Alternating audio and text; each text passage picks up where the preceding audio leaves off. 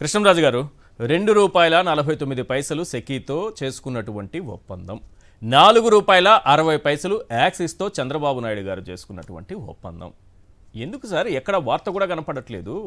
ఆ రోజు ₹2.49 పైన ఎంత గగ్గోలు పెట్టారు, ఎన్ని వార్తలు రాశారు, ఎన్ని మాటలు అన్నారు, ఎంత అవినీతి మరకలు పూశారు. కానీ ఈరోజు ₹4.60కి చంద్రబాబు నాయుడు గారు వాళ్ళు చెప్పిందే ₹1.99 దొరుకుతుంటే $2.49 ఎందుకని? మరి ₹4.60కి చేసుకుంటే వార్త రాయలేదు, దాచిపెట్టేశారు. అసలు ఏం జరిగింది యాక్సిస్ ఒప్పందం వెనుక? ఈశ్వర్ గారు, ముందుగా అందరికీ నమస్కారం అండి. భారతదేశంలో పవర్ పర్చేజ్ అగ్రిమెంట్లను క్యాష్ కౌగా, అంటే ఒక పెద్ద ఆదాయ వనరుగా మార్చుకున్న మొట్టమొదటి నాయకుడు ఎవరంటే చంద్రబాబు నాయుడు గారండి. ఆయన మొదటిసారి అధికారంలోకి వచ్చిన తర్వాత, అధ్యయనం చేసిన తర్వాత ఆయన చేసింది ఏంటంటే, ప్రైవేట్ సెక్టర్లో విద్యుత్ ఉత్పత్తిని ప్రోత్సహించడానికి నిర్ణయం తీసుకున్నారు. ఈ ప్రోత్సహించే నిర్ణయంలో భాగంగా పీపీఏలు కుదుర్చుకోవడం, ఆ పీపీఏలు కూడా అడ్డగోలు రేట్లను వాళ్ళకి ఇవ్వటం. అవును, ఇదే విషయాన్ని మీకు రోషయ్య గారండి, ఆయన ముఖ్యమంత్రిగా ఉన్న సమయంలో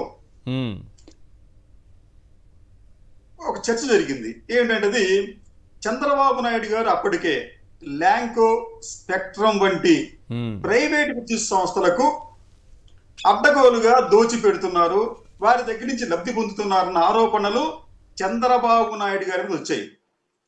ఈ సందర్భంగా ఆయన చేసిన మేలు ఏమిటంటే, ఈ సంస్థలకి, అంటే ల్యాంకో, స్పెక్ట్రమ్ లాంటి సంస్థలకి ఏంటంటే చేసిన మేలు ఏంటంటే, ఫిక్స్డ్ కాస్ట్, వేరియబుల్ కాస్ట్ అనే రకరకాల పేర్లు పెట్టి ఆ విద్యుత్ సంస్థలు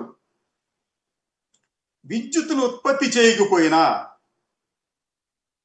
వారికి ఇంధనం అంటే గ్యాస్ కావచ్చు, లేకపోతే నాఫ్తా కావచ్చు, అది లభించకపోయినా వారికి ఖచ్చితంగా మినిమం గ్యారంటీగా వారికి డబ్బులు ఇచ్చే కార్యక్రమాన్ని కూడా ఆయన పీపీఏలో పొందుపరిచారు చంద్రబాబు నాయుడు గారు.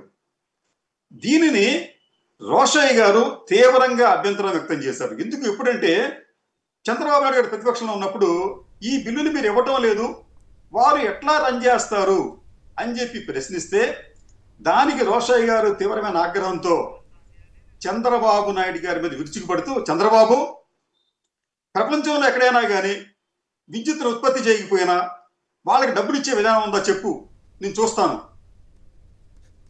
నీ హెరిటేజ్ సంస్థలో ఉద్యోగులు పని చేయకపోయినా నువ్వు జీతాలు ఇస్తావా చెప్పు అని అసెంబ్లీలో చంద్రబాబు నాయుడు గారిని ఆ రోజున కొణిజేటి రోషయ్య గారు ప్రశ్నించారండి. అంటే అప్పటి నుంచే కూడా ఈ పీపీఏలు అనేవి చంద్రబాబు నాయుడు గారికి ఒక పెద్ద ఆదాయ వనరుగా మారాయి.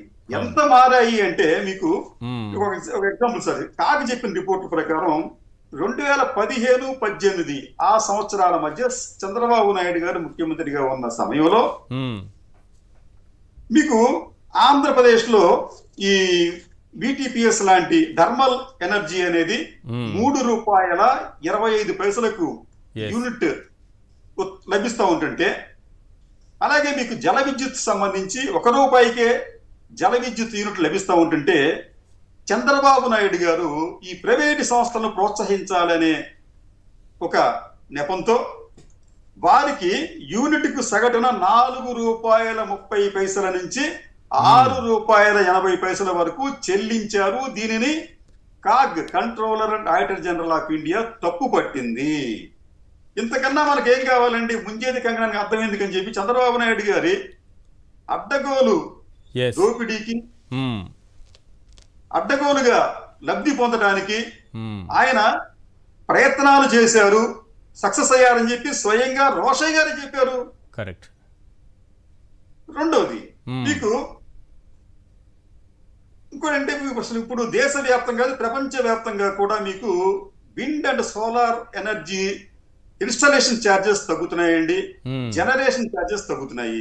ఈ రోజున మీకు ₹2 అంతకన్నా తక్కువ కూడా మీకు మార్కెట్ లో విండ్ అండ్ సోలార్ ఎనర్జీ దొరుకుతున్న నేపథ్యంలో ఇప్పుడు ఈ రిలయన్స్ ₹3.53 ఇస్తామన్నా సరే కాదని చెప్పి వీళ్ళ దగ్గర ఎందుకు ఒప్పందం నిన్నగా మీకు 3 నెలల క్రితం కర్ణాటక ప్రభుత్వం ఒక పీపీఏ చేసుకుంది సోలార్ ఎనర్జీకి. యూనిట్ ₹2. ₹2 ఎందుకు ఈ 3 దానికి పోతారు మీరు అక్కడ? కర్ణాటక ప్రభుత్వం ₹2కి యూనిట్ కి పీపీఏ చేసుకుంది సోలార్ ఎనర్జీని.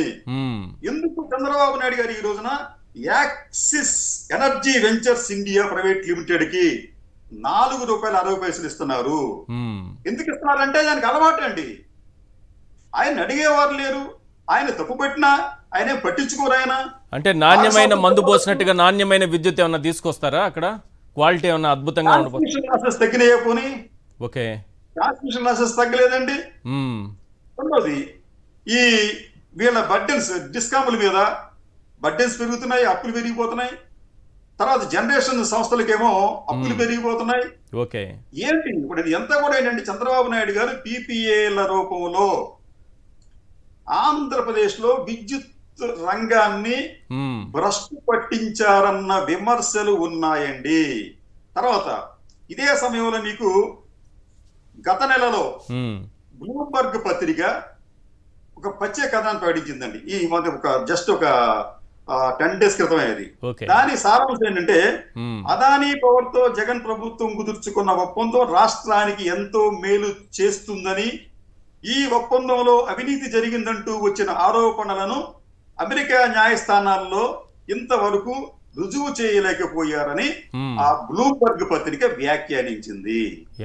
ఇదే సమయంలో జగన్మోహన్ రెడ్డి గారు 2019-24 మధ్య అధికారంలో ఉన్నప్పుడు చాలా ధైర్యంగా పీపీఏలను సవరించడం, లేకపోతే పీపీఏలను రద్దు చేయలేదు సవరించడం వలన, లేకపోతే వారితో నెగోషియేట్ చేయటం వలన దాదాపు ఆంధ్రప్రదేశ్ రాష్ట్రానికి 4,000 కోట్ల రూపాయల లబ్ధి చేకూరింది. ఒకవైపు చంద్రబాబు నాయుడు గారు దీనిని కూడా తప్పుకొట్టారండి.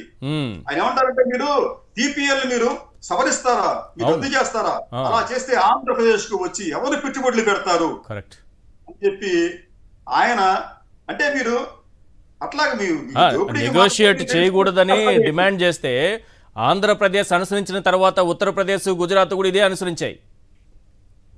ఆంధ్రప్రదేశ్ అనేది జగన్మోహన్ రెడ్డి గారి హయాంలో ఒక ఈ పీపీఎల్ విషయంలో ఆదర్శప్రాయ రాష్ట్రంగా మిగిలిందండి.